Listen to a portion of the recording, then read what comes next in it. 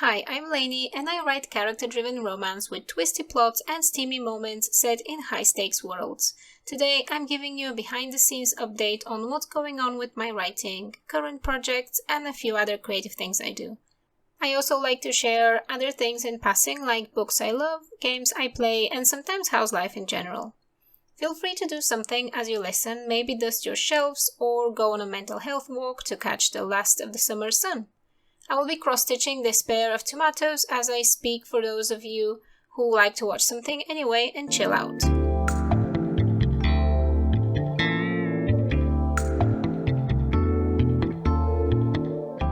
If you have listened to other updates, you already know a little bit about this, but 2 months ago I committed to reworking my last dark white choose romance called Malevolent.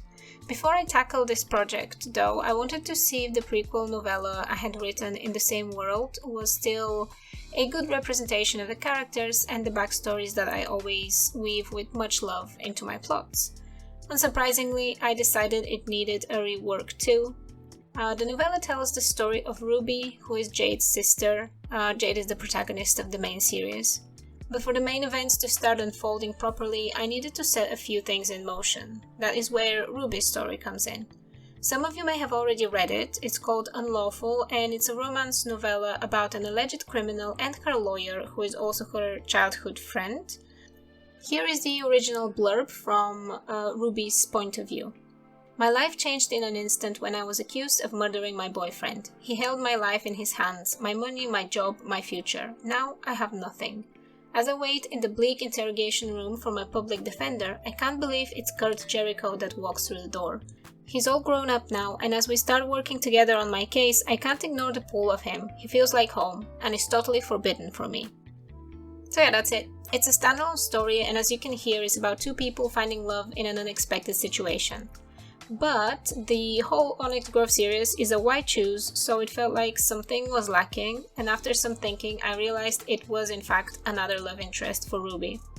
There is a secondary character I loved writing about in the main series, but he never quite fit in it, and suddenly the pieces started to fit together and I knew Ruby would love him too. He's called Josh and is both a tattoo artist and the Arcana's fixer. He first appears in the book Dark Ink, if you've read that one. If you have read my previous books, actually, you already know that the Arcana is one of the biggest criminal organizations in my dark romance world, and blending all my series together is super fun, so there will always be some Easter eggs for everyone to enjoy in this novella. I will introduce all the characters in more detail in the next update, together with a beta reader call, but for this month I want to share an excerpt from one of Josh's point of view chapters that I wrote recently. This is a first draft and it might change, but I still want you to meet him.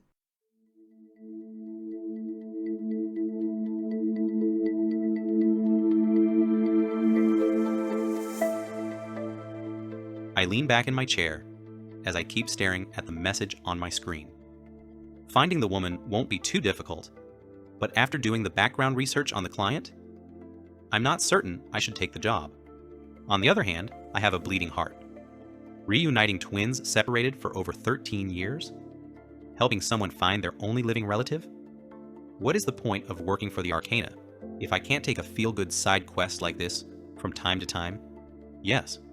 This feels better than judging the client for being chaos incarnate. Maybe finding her sister will be just the thing she needs to break the streak of unsavory occurrences in her past. I click away from the secure messaging app and open the working folder on the Hadleys, Jade and Ruby Hadley. Two sisters leading two very different lives. The only reason I got to know about them was because Jade's arrival in Chicago flashed with a warning on our face recognition software. So we were all very curious why the member of a notoriously criminal MC was risking being on our already distributed plot of American land. There were a few false hits on the system, and I'm willing to bet my right arm that those were all Ruby.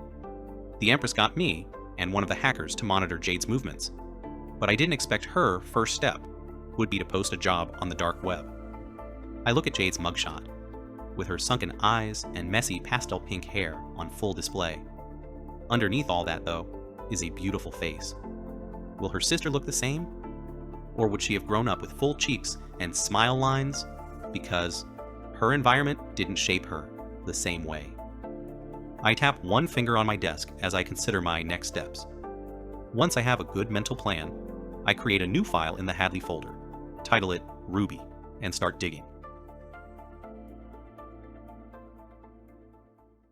Right, I hope you enjoyed that. I can't wait to share more, and if all goes well, next month I will be recruiting beta readers for the novella, so look out for that announcement. If you're not sure what a beta reader is, don't worry, I will talk about this and other ways to read books early and for free in a future video. But briefly, a beta reader is someone who reads an early version of a story and provides reader feedback to help the author catch plot holes, character inconsistencies, or moments where the narrative drags or goes too fast. I call this a reader's sixth sense. Being a beta reader is distinctly different from being an editor because beta readers are not expected to offer actionable points or solutions to issues they find in a text. All that is required is a genuine reaction. Then it's the author's job to edit the work, either by themselves or together with an editor, to polish the plot and character arcs to make the book stronger. Beta reading is really rewarding as you can spend time with your favorite authors and also get to read and shape the stories before they hit everyone's shelves. Now, if you're watching the video, you will see I've made some good progress on the orange tomato. As with the jigsaw puzzle last month, I definitely underestimated how much time doing crafts takes. Even now, when I'm talking, I feel my hand cramping up a little from the repetitive movement of cross-stitching. I don't do a lot of it in my daily life, so my hands weren't used to it, but I listened to a wonderful book as I was stitching, so I'm not really complaining about that. The book was called The Lost Bookshop by Evie Woods, and I really enjoyed it. It was a lovely mix of magical mystery, character exploration, and historical book trivia. I'm definitely going to be reading more books from this author. Okay, now in YouTube news, this month was a big one for the channel. My audiobook The Lavender Phantom was picked up by the algorithm a little bit, so I saw more readers coming over and watching and subscribing. It's slowly growing and that's very exciting for me. I've just passed 100 subscribers and really looking forward to more of you hitting that button and trusting me to show up in your feed more often. The special video this month, outside of these author updates, was super fun to make. I got to dive into my book reading journal and pick out 9 of my 5-star reads to share with you. I titled it 9 books to help you get out of a reading slump because I wanted to include different genres and vibes for readers in different reading situations. There's something you will like even if you're not in a reading slump, so give it a watch after you finish this update. I hope you enjoy it. The link is in the description and on the right. I'm almost finished with the update now, and as you can see on the screen, the design is not complete yet. I think for this month I will leave it at finishing the orange tomato and then do the red one next month. I'm trying not to make it a habit of leaving unfinished craft projects in these videos, but I guess it's a realistic glimpse into how my ADHD manifests. How long something will take is not my strong suit, and I'm already recording this on the day that it's supposed to go out, so there's literally no time for me to get my head down and finish the tomatoes. Right, to wrap this up, at the end of my email newsletter, I always spotlight a few reads I've discovered through author collabs. Some are books in Kindle Unlimited, some are indie gems, or books I'm enjoying at the moment, but they're all romances worth checking out. I've dropped the link to the browser version of this month's newsletter so you can have a look if you want to, but I also want to invite you to join as well. Lainey's Books is my monthly newsletter for my dedicated fans who are always the first to get freebies and extra content. You also get one of my books for free on your birthday, so there's literally no reason not to join. As a bonus, when you join, you will get my novella Lust Economics for free. It's a short contemporary romance following a student who played too hard and failed her course. Now her quick thinking will either save her and the relationships she's built, or it will force her to return to a life she hates. You have to read to find out which it is. This is it for this month. Thank you for listening. I will pause my tomato stitching here, but it will be complete in the next video. It annoyed me that I didn't estimate how much thread I needed correctly for the last bit, but that's how life is sometimes. So, subscribe if you don't want to miss out, and if you enjoyed spending time with me today, like this video and let me know something about how your month is going. See you soon and lots of love from me. Bye!